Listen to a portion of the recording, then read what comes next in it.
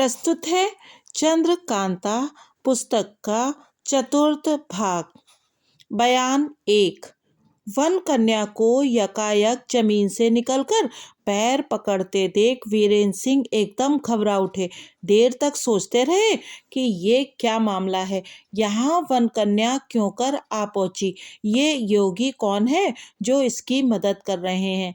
आखिर बहुत देर तक चुप रहने के बाद कुमार ने योगी से कहा, मैं इस वन कन्या को जानता हूँ। इसने हमारे साथ बड़ा भारी उपकार किया है और मैं इससे बहुत कुछ वादा भी कर चुका हूँ, लेकिन मेरा वह वादा बिना कुमारी चंद्रकांता के मिले पूरा नहीं हो सकता। देखिए इसी खत में जो आपने दिया है क्या शर्त है। खुद इन्होंने लिखा है कि मुझसे और कुमारी चंद्रकांता से एक ही दिन शादी हो, और इस बात को मैंने मंजूर किया है। पर जब कुमारी चंद्रकांता ही इस दुनिया से चली गई तब मैं किसी से ब्याह नहीं कर सकता। इकरार दोनों से एक साथ ही शादी करने का है। योगी वन कन्या की तरफ देखकर, क्यों री, तू मुझे झूठा बनाना चाहती है। वन कन्या हाथ जोड़कर, नहीं महाराज, मैं आपको कैसे झूठा बना सकती हूँ। आप इनसे यह पूछें कि इन्होंने कैसे मालूम किया कि चंद्रकांता मर गई। योगी कुमार से, कुछ सुना, यह लड़की क्या कहती है। तुमने कैसे जाना कि कुमारी चंद्रकांता मर गई हैं। कुमार कुछ चौकन्ने होकर, क्या कुमारी जीवित है। योगी, जो मैं पूछता हूँ पहले उसका तो जवाब दे दो। कुमार, पहले जब मैं इस खो में आया था तब इस जगह मैंने कुमारी चंद्रकांता और चपला को देखा था, बल्कि बातचीत भी की थी। आज उन दोनों की जगह इन दो लाशों को देखने से मालूम हुआ कि ये दोनों, इतना कहा था कि गला भर आया। योगी तेज सिंह की तरफ देखकर, क्या तुम्हारी अक्ल भी चरने चली गई। इन दोनों लाशों को देखकर इतना ना पहचान सके कि ये मर्दों की लाशें हैं या औरतों की। इनकी लंबाई और बनावट पर भी कुछ ख्याल न किया। तेज सिंह घबराकर तथा दोनों लाशों की तरफ गौर से देख और शर्माकर, मुझसे बड़ी भूल हुई कि मैंने इन दोनों लाशों पर गौर नहीं किया। कुमार के साथ ही मैं भी घबरा गया था। हकीकत में दोनों लाशें मर्दों की हैं, औरतों की नहीं। योगी, अयारों से ऐसी भूल का होना कितने शर्म की बात है। इस जरा सी भूल में कुमार की जान जा चुकी थी। उंगली से इशारा करके, देखो उस तरफ उन दोनों पहाड़ियों के बीच में। इतना इशारा बहुत है क्योंकि तुम इस तहखाने का हाल जानते हो, अपने उस्ताद से सुन चुके हो। तेज सिंह ने उस तरफ देखा, साथ ही टकटकी बंद गई। कुमार भी उसी तरफ देखने लगे। देवी सिंह और ज्योतिषी जी की निगाह भी उधर ही जा पड़ी। यकायक तेज सिंह घबरा कर बोले, ओह, यह क्या हो गया। तेज सिंह के इतना कहने से और भी सभी का ख्याल उसी तरफ चला गया। कुछ देर बाद योगी जी से और बातचीत करने के लिए तेज सिंह उनकी तरफ घूमे, मगर उनको न पाया। वन कन्या भी दिखाई न पड़ी, बल्कि यह भी मालूम न हुआ कि वे दोनों किस राह से आए थे और कब चले गए। जब तक वन कन्या और योगी जी यहाँ थे उनके आने का रास्ता भी खुला हुआ था। दीवार में दरार मालूम पड़ती थी, जमीन फटी हुई दिखाई देती थी, मगर अब कहीं कुछ नहीं था। बयान 2। आखिर कुंवर वीरेंद्र सिंह ने तेज सिंह से कहा, मुझे अभी तक यह न मालूम हुआ कि योगी जी ने उंगली के इशारे से तुम्हें क्या दिखाया और इतनी देर तक तुम्हारा ध्यान कहाँ अटका रहा। तुम क्या देखते रहे और अब वे दोनों कहाँ गायब हो गए। तेज सिंह, क्या बताएं वे दोनों कहाँ चले गए। कुछ खुलासा हाल उनसे न मिल सका। अब बहुत आश्चर्य करना पड़ेगा। वीरेंद्र सिंह, आखिर तुम उस तरफ क्या देख रहे थे। तेज सिंह, हम क्या देखते थे इस हाल के कहने में बड़ी देर लगेगी, और अब यहाँ इन मुर्दों की बदबू से रुका नहीं जाता। इन्हें इसी जगह छोड़ इस तिलिस्म से बाहर चलिए। वहाँ जो कुछ हाल है कहूँगा, मगर यहाँ से चलने से पहले उसे देख लीजिए जिसे इतनी देर तक मैं ताज्जुब से देख रहा था। वह दोनों पहाड़ियों के बीच में जो दरवाज़ा खुला नजर आ रहा है सो पहले बंद था। यही ताज्जुब की बात थी। अब चलिए, मगर हम लोगों को कल फिर यहाँ लौटना पड़ेगा। यह तिलिस्म ऐसे राह पर बना हुआ है कि अंदर अंदर यहाँ तक आने में लगभग 5 कोस का फासला मालूम पड़ता है, और बाहर की राह से अगर इस तहखाने तक आए तो 15 कोस चलना पड़ेगा। कुमार, खैर यहाँ से चलो, मगर इस हाल का खुलासा सुने बिना तबीयत घबरा रही है। जिस तरह चारों आदमी तिलिस्म की राह से यहाँ तक पहुंचे थे, उसी तरह तिलिस्म से बाहर हुए। आज इन लोगों को बाहर तक आने में आधी रात बीत गई। इनके लश्कर वाले घबरा रहे थे कि पहले तो पहर दिन बाकी रहते बाहर निकल आते थे, आज देर क्यों हुई। जब ये लोग अपने खेमे में पहुंचे तो सभी का जी ठिकाने हुआ। तेज सिंह ने कुमार से कहा, इस वक्त आप सो रहे हैं, कल आपसे जो कुछ कहना है कहूँगा। बयान 3। यह तो मालूम हुआ कि कुमारी चंद्रकांता जीवित है, मगर कहाँ है और उस खो में से क्यों कर निकल गई। वन कन्या कौन है, योगी जी कहाँ से आए, तेज सिंह को उन्होंने क्या दिखाया, इत्यादि बातों को सोचते और ख्याल दौड़ाते कुमार ने सुबह कर दी। एक घड़ी भी नींद न आई। अभी सवेरा नहीं हुआ था कि पलंग से उतर जल्दी से खुद तेज सिंह के डेरे में गए। वे अभी तक सोए थे, उन्हें जगाया। तेज सिंह ने उठकर कुमार को सलाम किया। जी में तो समझ ही गए थे कि वही बात पूछने के लिए कुमार बेताब है और इसी से इन्होंने आकर मुझे इतनी जल्दी उठाया है, मगर फिर भी पूछा, कहिए क्या बात है जो इतने सवेरे आप उठे हैं। कुमार, रात भर नींद नहीं आई, अब जो कुछ कहना है जल्दी कहो, जी बेचैन है। तेज सिंह, अच्छा आप बैठ जाइए, मैं कहता हूँ। कुमार बैठ गए और देवी सिंह तथा ज्योतिषी जी को भी उसी जगह बुलवा भेजा। जब वे आ गए तो तेज सिंह ने कहना शुरू किया, या तो मुझे अभी तक मालूम नहीं हुआ कि कुमारी चंद्रकांता को कौन ले गया, या वे योगी कौन थे और वन कन्या की मदद क्यों करने लगे, मगर उन्होंने जो कुछ मुझे दिखाया वह इतने ताज्जुब की बात थी कि मैं उसे देखने में ही इतना डूबा कि योगी जी से कुछ पूछ न सका और वे भी बिना कुछ खुलासा हाल कहे चलते बने। उस दिन पहले पहल जब मैं आपको खो में ले गया, तब वहाँ का हाल जो कुछ मैंने अपने गुरुजी से सुना था आपसे कहा था, याद है। कुमार, बखूबी याद है। तेज सिंह, मैंने क्या कहा था। कुमार, तुमने यही कहा था कि उसमें बड़ा भारी खजाना है, मगर उस पर एक छोटा सा तिलिस्म भी बंधा हुआ है जो बहुत सहज में टूट सकेगा, क्योंकि उसके तोड़ने की तरकीब तुम्हारे उस्ताद तुम्हें कुछ बता गए। तेज सिंह, हाँ ठीक है, मैंने यही कहा था। उस खो में मैंने आपको एक दरवाजा दो पहाड़ियों के बीच में दिखाया था, जिसे योगी ने मुझे इशारे से बताया। उस दरवाजे को खुला देख मुझे मालूम हो गया कि उस तिलिस्म को किसी ने तोड़ डाला और वहां का खजाना ले लिया। उसी वक्त मुझे ख्याल आया कि योगी ने उस दरवाजे की तरफ इसलिए इशारा किया कि जिसने तिलिस्म तोड़कर वह खजाना लिया है वही कुमारी चंद्रकांता को भी ले गया होगा। इसी सोच और आश्चर्य में डूबा हुआ मैं एक टक उस दरवाजे की तरफ देखता रह गया और योगी महाराज चले गए। तेज सिंह की इतनी बात सुनकर बड़ी देर तक कुमार चुप बैठे रहे। बदहवासी सी छा गई। इसके बाद संभल कर बैठे और फिर बोले, तो कुमारी चंद्रकांता फिर एक नई बला में फंस गई। तेज सिंह, मालूम तो ऐसा ही पड़ता है।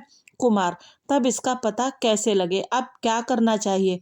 तेज सिंह, पहले हम लोगों को उस खो में चलना चाहिए, वहां चलकर उस तिलिस्म को देखें जिसे तोड़कर कोई दूसरा वह खजाना ले गया है। शायद वहां कुछ मिले या कोई निशान पाया जाए। इसके बाद जो कुछ सलाह होगी किया जाएगा। कुमार, अच्छा चलो, मगर इस वक्त एक बात का ख्याल और मेरे जी में आता है। तेज सिंह, वह क्या। कुमार, जब बद्रीनाथ को कैद करने उस खो में गए थे और दरवाजा न खुलने पर वापस आए, उस वक्त भी शायद उस दरवाजे को भीतर से उसी ने बंद कर लिया हो जिसने उस तिलिस्म को तोड़ा है। वह उस वक्त उसके अंदर रहा होगा। तेज सिंह, आपका ख्याल ठीक है, जरूर यही बात है, इसमें कोई शक नहीं, बल्कि उसी ने शिवदत्त को भी छुड़ाया होगा। कुमार, हो सकता है, मगर जब छूटने पर शिवदत्त ने बेईमानी पर कमर बांधी और पीछे मेरे लश्कर पर धावा बोला, तो क्या उसी ने फिर शिवदत्त को गिरफ्तार करके उस खो में डाल दिया, और क्या वह पुर्जा भी उसी का लिखा था जो शिवदत्त के गायब होने के बाद उसके पलंग पर मिला था। तेज सिंह, हो सकता है। कुमार, तो इससे मालूम होता है कि वह हमारा दोस्त भी है, मगर दोस्त है तो फिर कुमारी को क्यों ले गया। तेज सिंह, इसका जवाब देना मुश्किल है, कुछ अक्ल काम नहीं करती। सिवा इसके शिवदत्त के छूटने के बाद भी तो आपको उस खो में जाने का मौका मिला था और हम लोग भी आपको खोजते हुए उस खो में पहुंचे। उस वक्त चपला ने तो नहीं कहा कि इस खो में कोई आया था जिसने शिवदत्त को एक दफा छुड़ाकर फिर कैद कर दिया। उसने उसका कोई जिक्र नहीं किया, बल्कि उसने तो कहा था कि हम शिवदत्त को भी बराबर इसी खो में देखते हैं। ना उसने कोई खौफ की बात बताई। कुमार: मामला तो बहुत पेचीदा मालूम पड़ता है, मगर तुम भी कुछ गलती कर गए। तेज सिंह: मैंने क्या गलती की? कुमार: कल योगी ने दीवार से निकलकर मुझे कूदने से रोका, इसके बाद जमीन पर लात मारी और वहां की जमीन फट गई और वन कन्या निकल आई। तो योगी कोई देवता तो थे ही नहीं कि लात मारकर जमीन फाड़ डालते। जरूर वहां पर जमीन के अंदर कोई तरकीब है। तुम्हें भी मुनासिब था कि उसी तरह लात मारकर देखते कि जमीन फटती है या नहीं। तेज सिंह: यह आपने बहुत ठीक कहा, तो अब क्या करें? कुमार: आज फिर चलो, शायद कुछ काम निकल जाए। अभी खो में जाने की क्या जरूरत है? तेज सिंह: ठीक है, चलिए। आज फिर कुमार और तीनों अय्यार उस तिलिस्म में गए।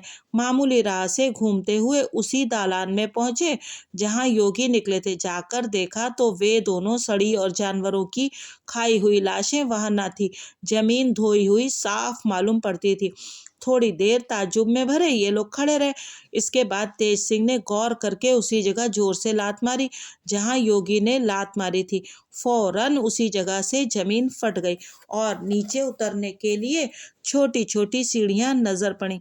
खुशी खुशी ये चारों आदमी नीचे उतरे।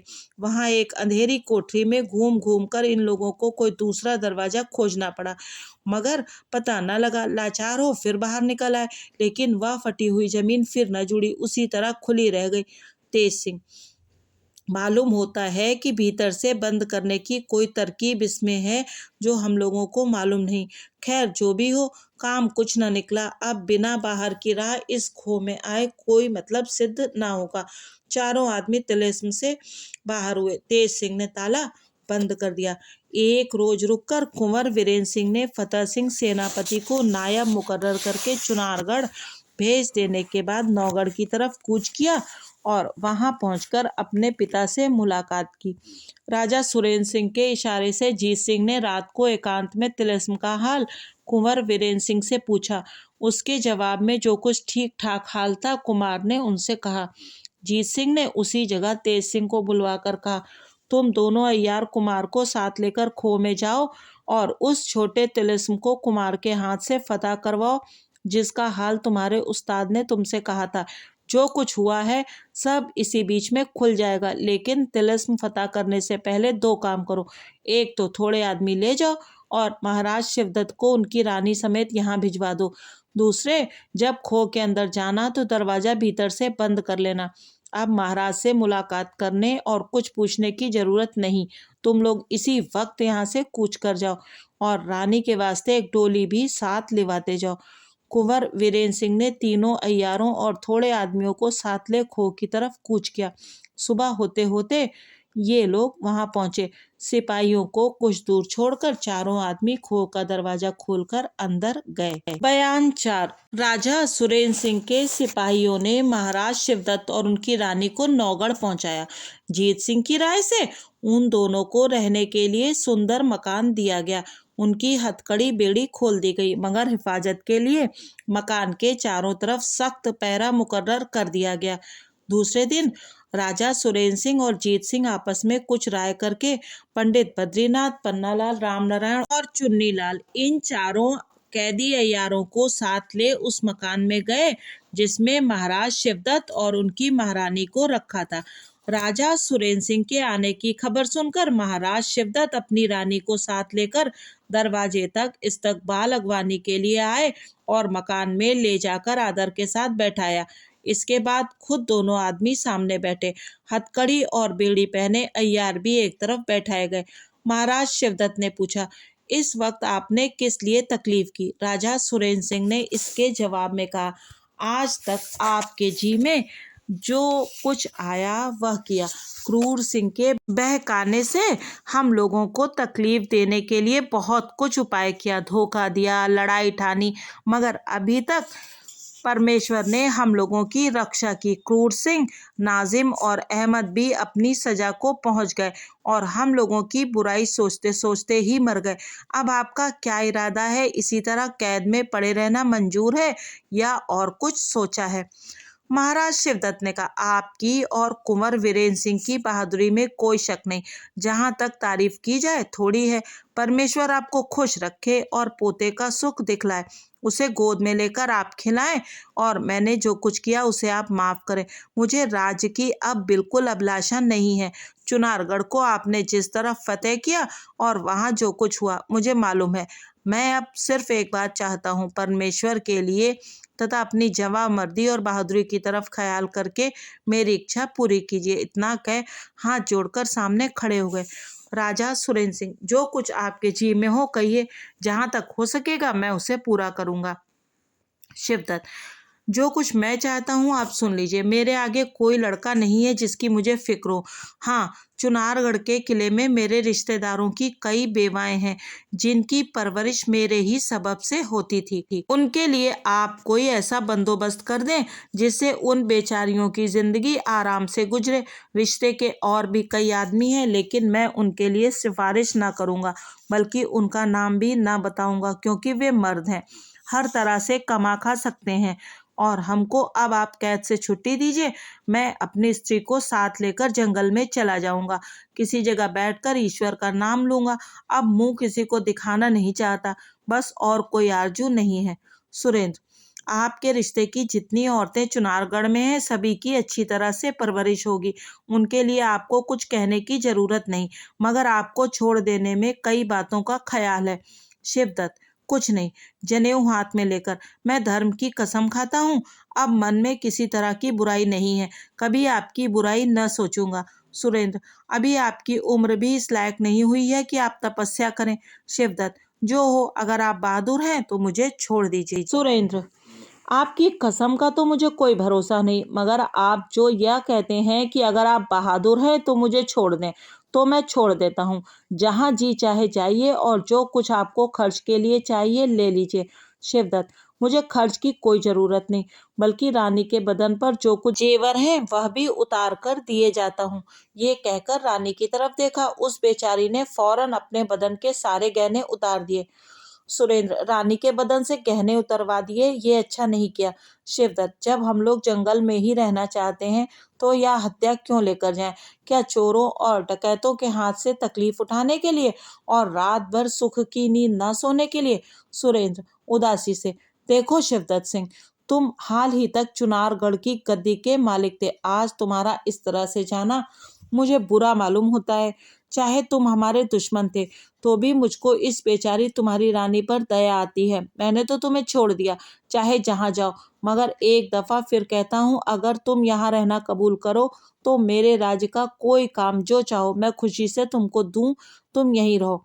शिवदत्त, नहीं, अब यहाँ न रहूंगा, मुझे छुट्टी दे दीजिए। इस मकान के चारों तरफ से पहरा हटा दीजिए, रात को जब मेरा जी चाहेगा चला जाऊंगा। सुरेंद्र, अच्छा, जैसी तुम्हारी मर्जी। महाराज शिवदत्त के चारों अय्यार चुपचाप बैठे सब बातें सुन रहे थे। बात खत्म होने पर, दोनों राजाओं के चुप हो जाने पर, महाराज शिवदत्त की तरफ देखकर पंडित बद्रीनाथ ने कहा, आप तो अब तपस्या करने जाते हैं, हम लोगों के लिए क्या हुक्म होता है? शिवदत्त, जो तुम लोगों के जी में आए करो, जहाँ चाहो जाओ। हमने अपनी तरफ से तुम लोगों को छुट्टी दे दी, बल्कि अच्छी बात तो हो कि तुम लोग कुंवर वीरेंद्र सिंह के साथ रहना पसंद करो, क्योंकि ऐसा बहादुर और धार्मिक राजा तुम लोगों को ना मिलेगा। बद्रीनाथ, ईश्वर आपको कुशल से रखे। आज से हम लोग कुंवर वीरेंद्र सिंह के हुए। आप अपने हाथों हम लोगों की हथकड़ी बेड़ी खोल दीजिए। महाराज शिवदत्त ने अपने हाथों से चारों अयारों की हथकड़ी बेड़ी खोल दी। राजा सुरेंद्र सिंह और जीत सिंह ने कुछ भी ना कहा कि आप इनकी बेड़ी क्यों खोलते हैं। हथकड़ी बेड़ी खुलने के बाद चारों अय्यार राजा सुरेंद्र सिंह के पीछे जा खड़े हुए। जीत सिंह ने कहा, अभी एक दफा आप लोग चारों अय्यार मेरे सामने आइए, फिर वहां जाकर खड़े होइए। पहले अपनी मामूली रस्म तो अदा कर लीजिए। मुस्कुराते हुए पंडित बद्रीनाथ, पन्नालाल, राम नारायण और चुन्नीलाल जीत सिंह के सामने आए और बिना कहे जनेऊ और अय्यारी का बटुआ हाथ में लेकर कसम खाकर बोले, आज से मैं राजा सुरेंद्र सिंह और उनके खानदान का नौकर हुआ। ईमानदारी और मेहनत से अपना काम किया करूंगा। तेज सिंह, देवी सिंह और ज्योतिषी जी को अपना भाई समझूंगा। बस अब तो रस्म पूरी हो गई। और कुछ बाकी नहीं। इतना कहकर जीत सिंह ने चारों को गले लगा लिया। फिर ये चारों अय्यार राजा सुरेंद्र सिंह के पीछे जा खड़े हुए। राजा सुरेंद्र सिंह ने महाराज शिवदत्त से कहा, अच्छा अब मैं विदा होता हूँ, पहरा अभी उठाता हूँ, रात को जब जी चाहे चले जाना, मगर आओ गले तो मिलने। शिवदत्त हाथ जोड़कर, नहीं, मैं इस लायक नहीं रहा कि आपसे गले मिलूं। नहीं, जरूर ऐसा करना होगा, कहकर सुरेंद्र सिंह ने शिवदत्त को जबरदस्ती गले लगा लिया। फिर उदास मुख से विदा हो अपने महल की तरफ रवाना हुए और मकान के चारों तरफ से पहरा उठाते गए। जीत सिंह, बद्रीनाथ, पन्नालाल, रामनारायण और चुन्नीलाल को साथ लेकर राजा सुरेंद्र सिंह अपने दीवान खाने में जाकर बैठे। घंटों तक महाराजा शिवदत्त के बारे में अफसोस भरी बातचीत होती रही। मौका पाकर जीत सिंह ने अर्ज किया, अब तो हमारे दरबार में 4 और अय्यार हो गए, जिसकी बहुत ही खुशी है। अगर ताबेदार को 15 दिन की छुट्टी मिल जाती तो अच्छी बात थी। यहाँ से दूर बिरादरी में कुछ काम है, जाना जरूरी है। सुरेंद्र सिंह, इधर एक एक 2-2 रोज की कई दफा तुम छुट्टी ले चुके हो। जीत सिंह, जी हाँ, घर ही में कुछ काम था, मगर अब की तो दूर जाना है, इसीलिए 15 दिन की छुट्टी मांगता हूँ। मेरी जगह पर पंडित बद्रीनाथ जी काम करेंगे, किसी बात का हर्ज ना होगा। सुरेंद्र सिंह, अच्छा जाओ, लेकिन जहां तक हो सके जल्दी आना। राजा सुरेंद्र सिंह से विदा हो जीत सिंह अपने घर गए और बद्रीनाथ वगैरह चारों अय्यारों को भी कुछ समझाने बुझाने के लिए साथ लेते गए। बयान 5। कुंवर वीरेंद्र सिंह तीनों अय्यारों के साथ खो के अंदर घूमने लगे। तेज सिंह ने इधर उधर के कई निशानों को देखकर कुमार से कहा, बेशक यहाँ का छोटा तिलस्म तोड़कर कोई खजाना ले गया, जरूर कुमारी चंद्रकांता को भी उसी ने कैद किया होगा। मैंने अपने उस्ताद की जुबानी सुना था कि इस खो में कई इमारतें और बाग देखने नहीं बल्कि रहने के लायक हैं। शायद वह चोर इन्हीं में कहीं मिल भी जाए तो ताज्जुब नहीं। कुमार, तब जहां तक हो सके काम में जल्दी करनी चाहिए। तेज सिंह, बस हमारे साथ चलिए, अभी से काम शुरू हो जाए। यह कहकर तेज सिंह कुंवर वीरेंद्र सिंह को उस पहाड़ी के नीचे ले गए जहां से पानी का चश्मा शुरू होता था। उस चश्मे से उत्तर की ओर 40 हाथ नापकर कुछ जमीन खोदी। कुमार से तेज सिंह ने कहा था, इस छोटे तिलिस्म के तोड़ने और खजाना पाने की तरकीब किसी धातु के पत्र पर गुदी हुई यही जमीन में गड़ी है, मगर इस वक्त यहाँ खोदने से उसका कुछ पता न लगा। हाँ, एक खत उसमें से जरूर मिला, जिसको कुमार ने निकाल कर पढ़ा। ये लिखा था, अब क्या खोदते हो, मतलब कि कोई चीज नहीं है, जो था सो निकल गया, तिलिस्म टूट गया, अब हाथ मलते हुए पछताओगे। तेज सिंह कुमार की तरफ देखकर, देखिए ये पूरा सबूत तिलिस्म टूटने का मिल गया। कुमार, जब तिलिस्म टूट ही चुका है तो उसके हर एक दरवाजे भी खुले होंगे। हाँ, जरूर खुले होंगे। ये कहकर तेज सिंह पहाड़ियों पर घुमाते फिराते कुमार को एक गुफा के पास ले गए, जिसमें सिर्फ एक आदमी के जाने लायक राह थी। तेज सिंह के कहने से एक एक कर चारों आदमी उस गुफा में घुसे। भीतर कुछ दूर जाकर खुलासी जगह मिली, यहाँ तक कि चारों आदमी खड़े होकर चलने लगे, मगर टटोलते हुए, क्योंकि बिल्कुल अंधेरा था, हाथ तक नहीं दिखाई देता था। चलते चलते कुंवर वीरेंद्र सिंह का हाथ एक बंद दरवाजे पर लगा, जो धक्का देने से खुल गया और भीतर बखूबी रोशनी मालूम होने लगी। चारों आदमी अंदर गए। छोटा सा बाग था, चारों तरफ से साफ, कहीं तिनके का नामो निशान नहीं मालूम होता था। अभी कोई झाड़ू देकर गया है। इस बाग में कोई इमारत ना थी, सिर्फ एक फव्वारा था, मगर यह नहीं मालूम होता था कि इसकी हौज कहाँ है। बाग में घूमने और इधर उधर देखने से मालूम हुआ कि ये लोग पहाड़ी के ऊपर चले गए हैं। जब फव्वारे के पास पहुंचे तो एक बात ताज्जुब की दिखाई पड़ी। उस जगह जमीन पर जनाने हाथ का एक जोड़ा कंगन नजर पड़ा, जिसे देखते ही कुमार ने पहचान लिया कि कुमारी चंद्रकांता के हाथ का है। झट उठा लिया और उनकी आंखों से आंसू की बूंदें टपकने लगी। तेज सिंह से पूछा, ये कंगन यहाँ कैसे पहुंच गया, इसके बारे में क्या ख्याल किया जाए।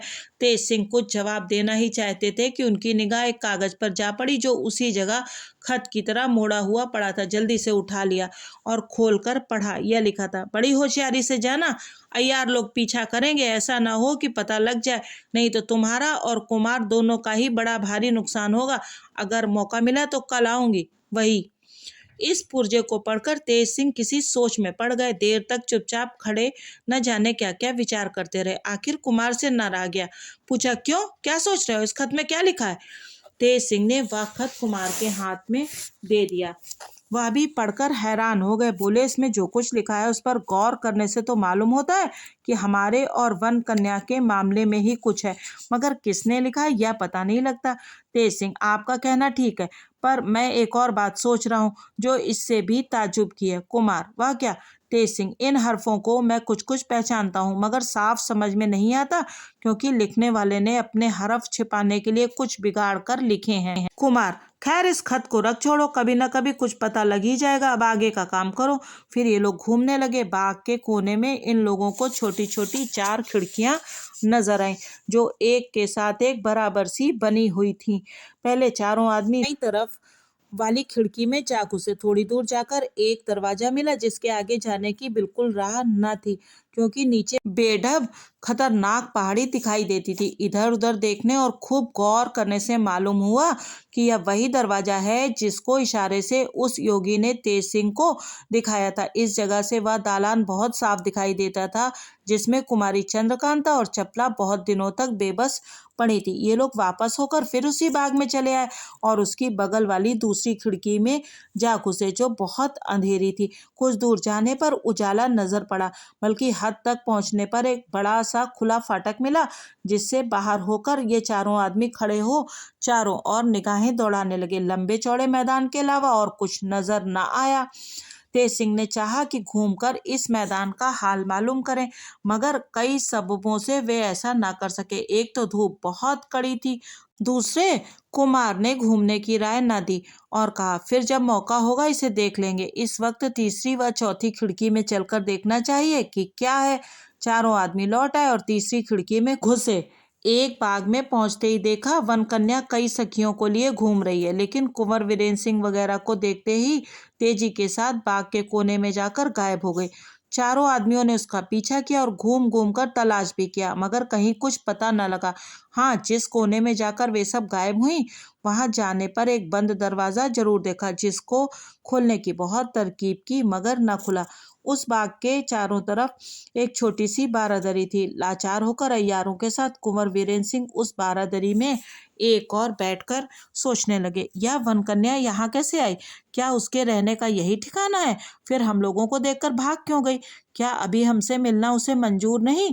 इन सब बातों को सोचते सोचते शाम हो गई, मगर किसी की अक्ल ने कुछ काम न किया। इस बाग में मेवों के दरख्त बहुत थे और एक छोटा सा चश्मा भी था। चारों आदमियों ने मेवों से अपना पेट भरा और चश्मे का पानी पीकर उसी बारादरी में जमीन पर ही लेट गए। यह राय ठहरी कि रात को इसी बारादरी में गुजारा करेंगे, सवेरे जो कुछ होगा देखा जाएगा। देवी सिंह ने अपने बटुए में से सामान निकालकर चिराग जलाया। इसके बाद बैठकर आपस में बातें करने लगे। कुमार, चंद्रकांता की मोहब्बत में हमारी दुर्गति हो गई, इस पर भी अब तक कोई उम्मीद मालूम नहीं पड़ती। तेज सिंह, कुमारी सही सलामत है और आपको मिलेंगी, इसमें कोई शक नहीं। जितनी मेहनत से जो चीज मिलती है, उसके साथ उतनी ही खुशी में जिंदगी बीतती है। कुमार, तुमने चपला के लिए कौन सी तकलीफ उठाई? तेज सिंह, तो चपला ही ने मेरे लिए कौन सा दुख भोगा? जो कुछ किया कुमारी चंद्रकांता के लिए। ज्योतिषी, क्यों तेज सिंह, क्या यह चपला तुम्हारी ही जाति की है? तेज सिंह, इसका हाल तो कुछ मालूम नहीं कि ये कौन जात है, लेकिन जब मोहब्बत हो गई तो फिर चाहे कोई जात हो। ज्योतिषी, लेकिन क्या उसका कोई वली वारिस भी नहीं है? अगर तुम्हारी जाति की ना हुई तो उसके माँ बाप कब कबूल करेंगे? तेज सिंह, अगर कुछ ऐसा वैसा हुआ तो उसको मार डालूंगा और अपनी भी जान दे दूंगा। कुमार, कुछ इनाम दे दो तो हम चपला का हाल तुम्हें बता देंगे। तेज सिंह, इनाम में हम चपला ही को आपके हवाले कर देंगे। कुमार, खूब याद रखना, चपला फिर हमारी हो जाएगी। तेज सिंह, जी हाँ जी हाँ, आपकी हो जाएगी। कुमार, चपला हमारी ही जाति की है। इसका बाप बड़ा भारी जमींदार और पूरा अय्यार था। इसे 7 दिन की छोड़कर इसकी माँ मर गई। इसके बाप ने इसे पाला और अय्यारी सिखाई। अभी कुछ ही वर्ष गुजरे हैं कि इसका बाप भी मर गया। महाराज जयसिंह उसको बहुत मानते थे। उसने उनके बहुत बड़े बड़े काम किए थे। मरने के वक्त अपनी सारी जमा पूंजी और चपला को महाराज के सुपुर्द कर गया, क्योंकि उसका कोई वारिस नहीं था। महाराज जयसिंह इसे अपनी ही लड़की की तरह मानते हैं और महारानी भी इसे बहुत चाहती हैं। कुमारी चंद्रकांता और इसका लड़कपन ही से साथ होने के सबब दोनों में बड़ी मोहब्बत है। तेज सिंह, आज तो आपने बड़ी खुशी की बात सुनाई। बहुत दिनों से इसका खटका लगा हुआ था, पर कई बातों को सोचकर आपसे नहीं पूछा। भला ये बातें आपको कैसे मालूम हुई? कुमार: खास चंद्रकांता की जुबानी। तेज सिंह: तब तो बहुत ठीक है। तमाम रात बातचीत में गुजर गई। किसी को नींद न आई। सवेरे ही उठकर जरूरी कामों से छुट्टी पा उसी चश्मे में नहाकर संध्या पूजा की और कुछ मेवा खा जिस राह से उस बाग में गए थे उसी राह से लौट आए। इसके बाद वे लोग चौथी खिड़की के अंदर क्या है यह देखने के लिए उसमें घुसे। उसमें भी जाकर एक हरा भरा बाग देखा, जिसे देखते ही कुमार चौंक पड़े। आज चंद्रकांता की कहानी को यहीं पर छोड़ देते हैं। अगले अंक में सुनेंगे कि क्या चंद्रकांता और कुमार का मिलन हुआ या अभी भी कुमार को धक्के ही खाने पड़ रहे हैं। अगर आपको ये कहानी अच्छी लग रही है तो कृपया चैनल को सब्सक्राइब करें और इस वीडियो को लाइक करें और बने रहें यूट्यूबर मौसी की कहानियों के साथ। बहुत बहुत धन्यवाद।